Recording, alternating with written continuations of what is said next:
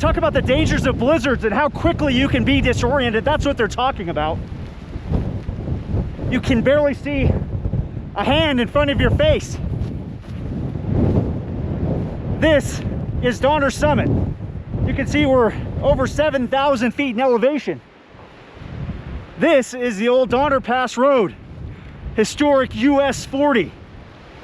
You can see it's blocked off because conditions are just impossible.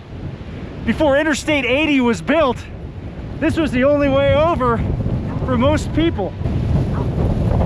Here comes another one. You have to be cautious of your footing because of this. This is an extremely powerful blizzard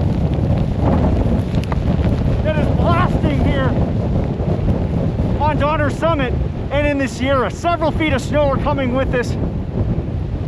And even though this might seem like great news for ski resorts, all of them are shut down because conditions are too dangerous.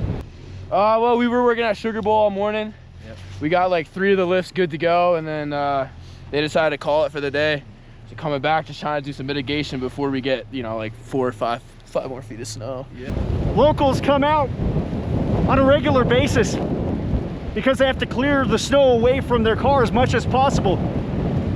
If they don't, by the end of this storm, it might be impossible to find their car without digging and digging and digging.